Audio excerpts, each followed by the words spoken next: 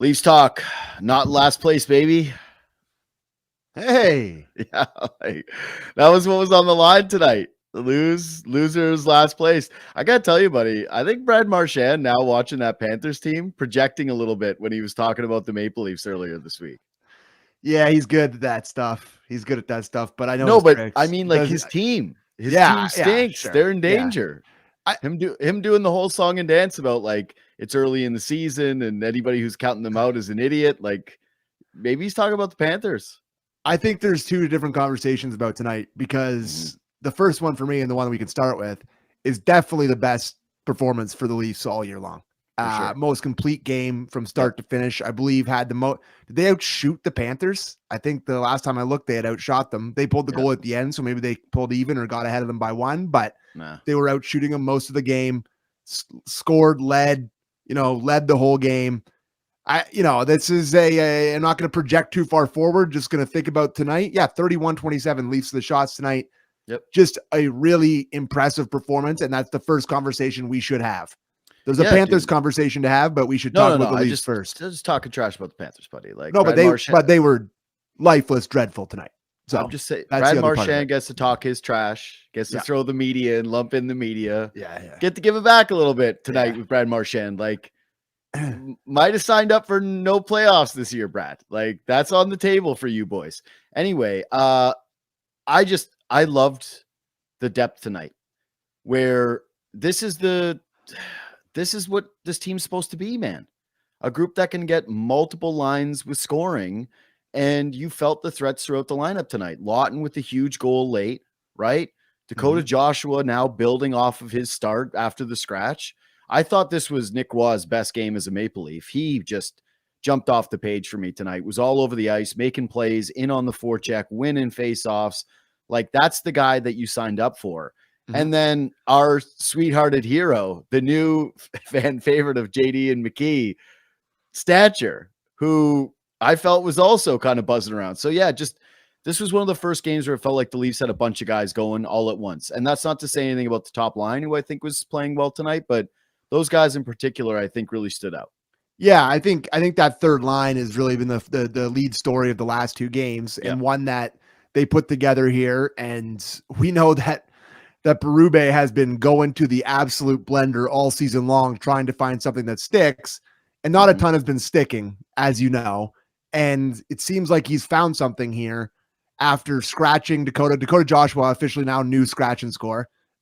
He's 2 games in a row now with the goal. I guess it was the first game back after the scratch was the Washington game, but 2 games in a row now with the goal after being scratched. And yeah, like, I think you bring in Nick Waugh, and this is what you expected him to look like. A really, really good third line center that can, control play and make more plays than you want him to and lean on guys defensively and kill penalties like you all said there. And then Bobby McMahon gives you a little bit of a speed and offensive jump. I think this is what, like you said, what you pictured to kind of replace, to change the identity. Yep. This is a different type of third line than the Leafs have had in years past.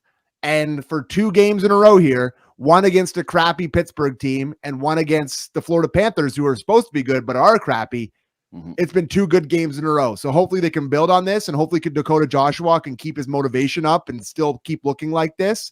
But yeah, impressive night for that line. Really good. Yeah, I just like that McMahon brings a speed element that keeps defenses on their back foot. Joshua clearly has good hands in front of the net, man. Like, just hasn't been there enough this season and hasn't been playing with enough force and confidence this season. And Nick Waugh, who I want to focus in on a little bit more, because I didn't mention the penalty killing part, which you did. And yeah, that Florida power play,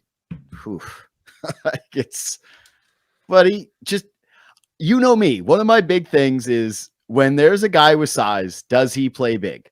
And was not like a massive thumper by any stretch of the imagination, right? He's not putting guys through the glass. He's not Mr. Snarl. He's got a bit of it, but I like that he felt really big tonight. He's rangy. He looked like a guy that was tough to get around. He's getting in on the forecheck and he was finishing his hits. Like, I liked him, man. It makes smart plays, not overwhelmed by it at all. Just, you get that Nick Waugh for the entire season, that's going to make me feel pretty good about this. Honestly, if you get those 4 guys playing center for you all season long, the way that they are kind of going right now, That's a great place to start in a league that's desperate for centers. Like on paper, it is fantastic center depth. Yeah.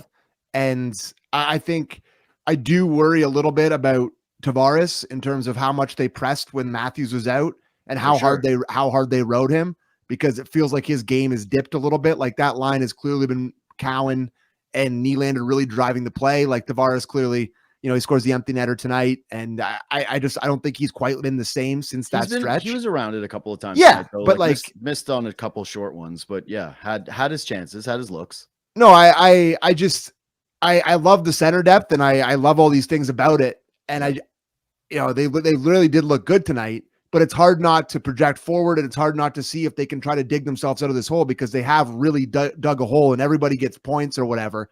But if you can keep these guys healthy, it's a good place to start. It's a good place to start. But do you agree on Watt tonight? Yeah, I liked him. He made a good screen in that point, the shot that Stecher shot in.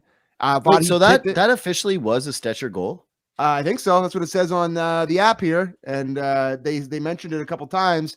But it looked like it maybe changed direction. I don't know if they're going to change it. It says Stecher, assisted by McMahon and Joshua. So, and Stecher gets a second point on the goal by Dakota Joshua. Stecher, all of a sudden Troy Hughes out there, all of a sudden just buzzing around every shift. It's unbelievable. But yeah, no. So like, I just, you don't necessarily look for the production from Wah. Yeah. I think what's his career high in goal, 16, 17, that range, if I'm not mistaken.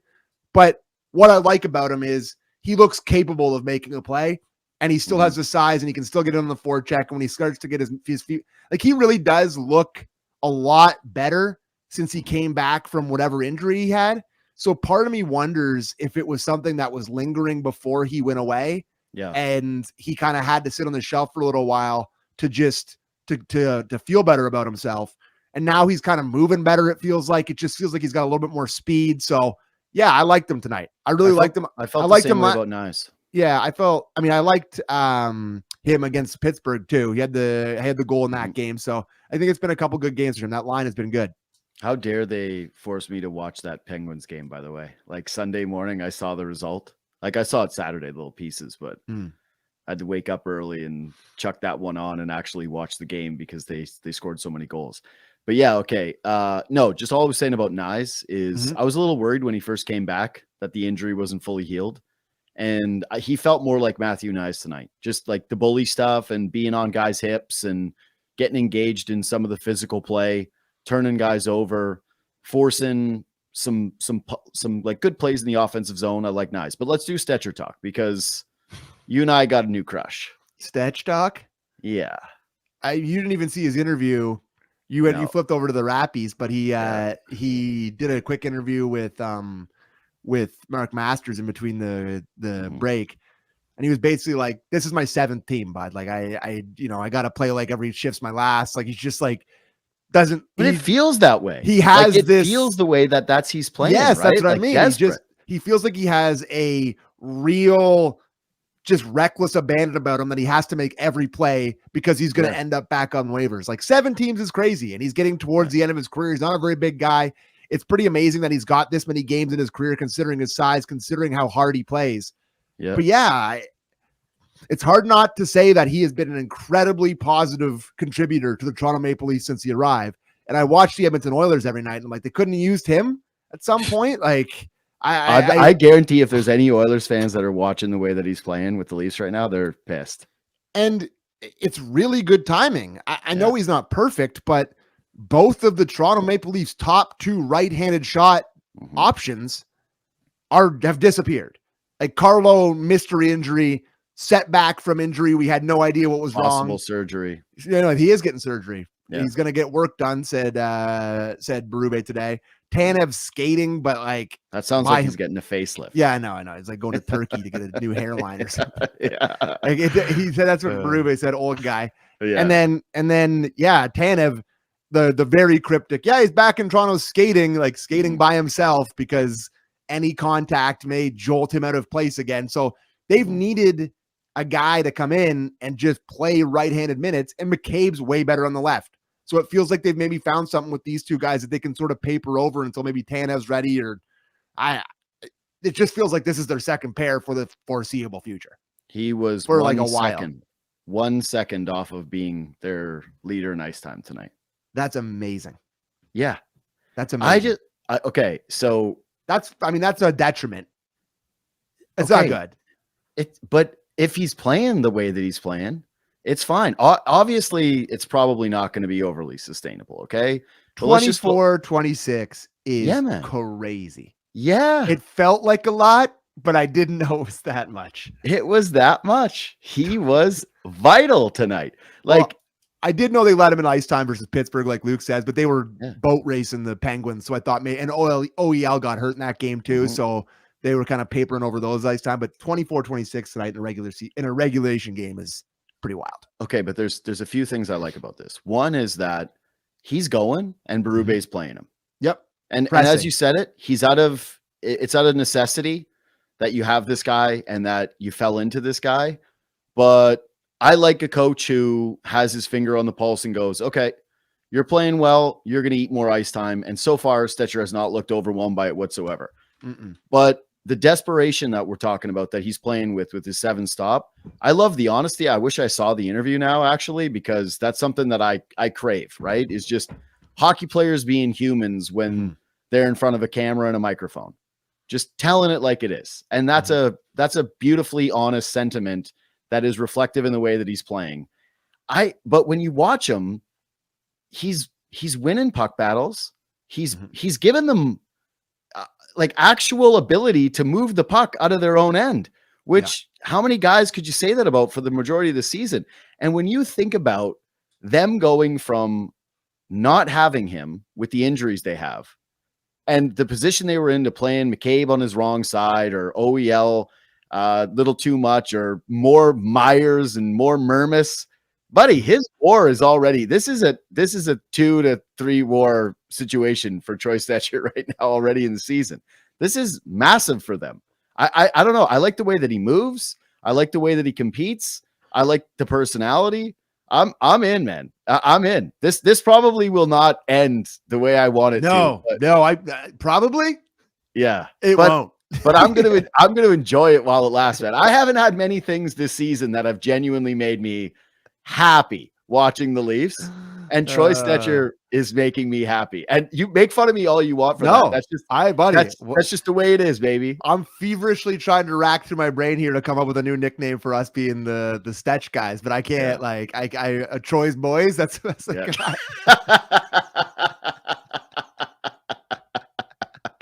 the best I got. Honestly, though, that makes us it's a little tough. It's not the best, but it sticks. It sticks. It's the one that's happening there. Like Troy's boys. It is now. Right now, it's Troy's boys. OEL lose the point streak. Yeah. So Mark Masters cursed him. Did he ask him about it? Yeah, right before the game. He wasn't aware. He's like, yeah, now I know. So thanks a lot, Mark. Oh, so OEL didn't know. He knew. I'm sure. He knew. I'm sure. Oh, I didn't know. No. I'm sure he knew his point streak. Yeah. I don't think that he knew it was a Maple Leaf record. Oh, okay. That's fair. Yeah, that's much more fair. Yeah. So I would say that's fair. And I like Masters, but that's a curse. That's so you just do your job. That's a curse. Ulrich Larson had 5 shots tonight. Yeah. He was aggressive at a couple points in that game. Yeah. Especially the power play, which, by the way, continues. I don't want to really do any negative talk tonight because it was really just a good game and we've done so much. I got a few things, but just that have the PP has killed them all year. It's killed them all year. Well, I think one thing is clear. Listen, man, I'm dying to get through a show where we don't mention Marner. Like, I'm dying. Even when I'm doing my pod, I'm getting people bringing up the Marner thing all the time. One thing that is very, very clear is you can't do the 5 forward thing without him, without Mitch. Totally. Yeah. I mean, I think we both said that this is where they're going to miss him the most. Yeah. Special teams. Like we both said that multiple times when he left, we talked about this. Their power play has just not been close to nearly like it was the best it ever was in this era when they did the 5 forward thing with him at the top. That was when it was the best. It got hot. It was good in the playoffs. Like they were really good on the power play with him up there, and they're trying to make it happen here. And I mean, like I just said to you before we started talking about this, the power plays killed them all year. Mhm. And they would have a lot more points in the standings if they were even like 15th or like 10th or like 20th. It's just there's been so many games where they've just needed a goal and they just can't get it. And tonight it gives one up. And then, of course, they do the overcorrection and put the 2 defensemen out there. I'm like, oh, God, hockey guys. Just do 1 defenseman. Yeah. Just take off Nyes and put on Oliver Ekman-Larsson. Take off one of the other guys, put him on. Like, just give it a run of games at that. No Cowan and OEL. Sure. But I like Cowan up there now. Like, I'm now just like, he's one of the team's best forwards, so you got to have him on the top power play. Well, and now Matthews defers to him all the time on the power play too, which is uncomfortable. He defers to everyone. I just got to say, though, on that goal, like, yeah, it's 2 forwards trying to get back. Good play by Cowan, just hustling, back check, and making it. Mm-hmm. And everyone's going to be pissed at Nyes because what is he doing, right? Like, Nyes basically child hockey player, child soccer player. Like, there's the ball. Go to the ball. Go to the puck. But Nylander, can I get a little bit of, like, look at how he's just watching this. He's like, well, I didn't get it. To be fair, he's in there trying to tie up his guy, and Nyes leaves leaves the 58. If you think that's good, then I think it's, I mean, at least he's standing in the right spot. It's not the best effort, no question. No. Don't get me wrong here, but leaving Sam Rideout open between the slot and between the hash marks is not a great. No, it's not a great decision. in the blame pie. Nyes is extremely high. Like, he's taking I just didn't like the compete on that one from Nylander. I mean, I'm not surprised by anything, but he's sick, so how can you expect him to be any good? Yeah, it's fair. He's just Although so he won't sick. say. He's very sick. He's just the sickest guy ever.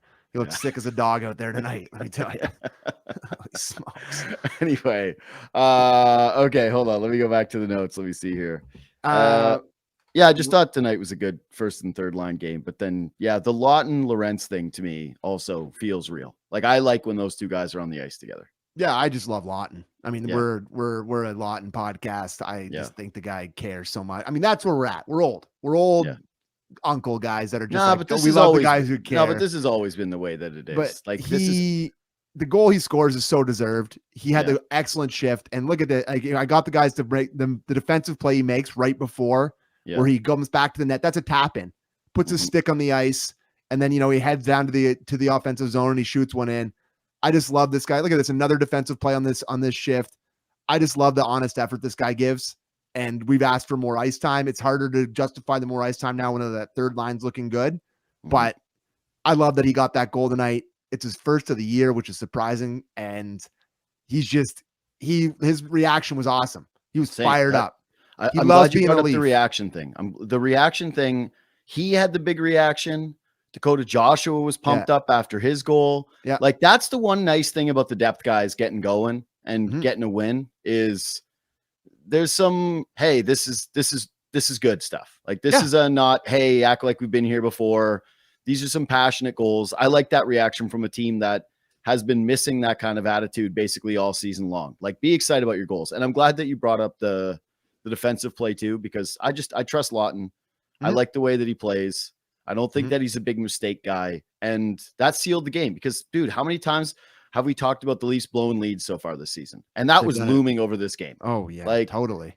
That little dive, by the way, little quick ref talk on the Joshua penalty. Leafs kill an ice penalty. But from that moment forward, kind of felt like, man, it's 2-1.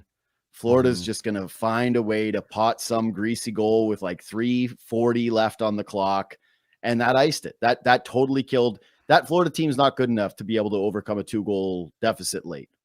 Can we talk about the Florida part of this a little bit? Sure. That looks like a team that's played a lot of hockey in the last few years. Well, and is just missing too many guys. I mean, they're missing Barkov for sure, but missing Kachuk. Verhage, I understand that, but Kachuk, you look at their lineup though, they still have really high paid players in their lineup, and they have their whole decor, and they have one of the best goalies in the world. Like, have you seen Tampa Bay's decor recently? Yeah, I don't know, man. I think missing 7 guys for sure. They're missing guys, no question. They're missing guys, no question. But they're just lifeless. Yeah. Like nobody's running around. No one's doing anything stupid. No one's in anybody's face. Bennett's not acting like an idiot. Marchand didn't act like an idiot. Like Reinhart was, he gets that gift of a shorthanded goal. That's really their only chance. Mm-hmm. I just, they're missing a ton of guys. That's what happens when you get the 2 cups away, but like they can still play with an edge. And it's just not there. They just, they were lifeless from the drop of the puck, and the Leafs took advantage. They set the tone. They were the hungrier team the whole night, which is something we have said once tonight. Like, I think that's the first time all year that I've come on here and said that the Leafs are the hungrier team. I was just surprised at the lack of bull crap by the Panthers. There's nothing there. So Wool did make one really big save, and McCabe also save.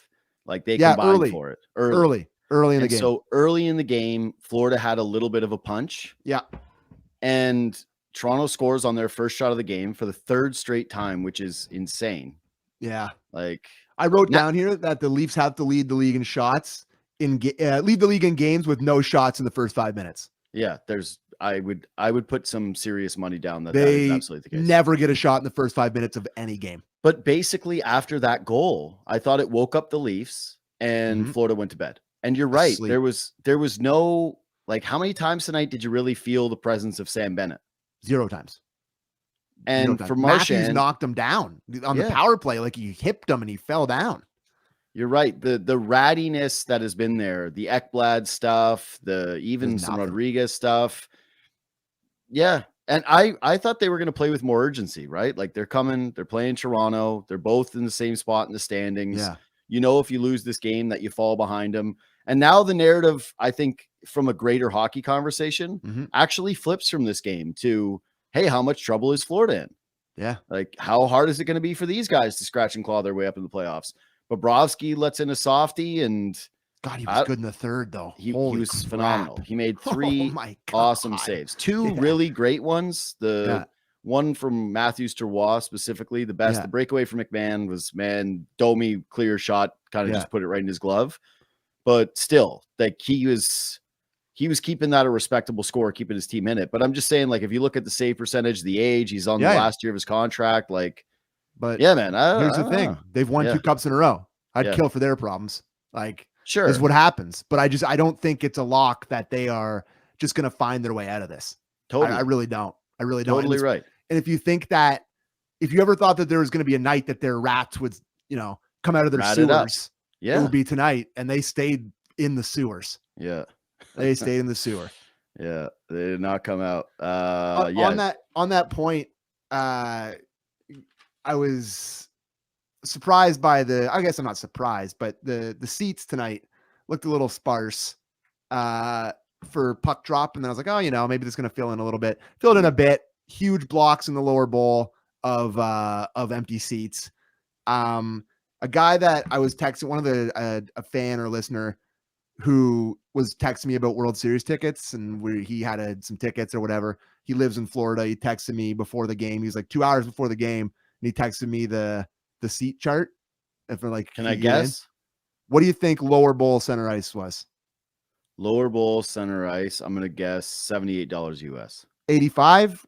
There was some 29s in the lower bowl, 15 in the ends. Yeah. There was some $9. That was gonna be my guess for $9 up in the upper deck. Yeah, $8 in the upper deck. Hotbed, just an absolute hockey hotbed.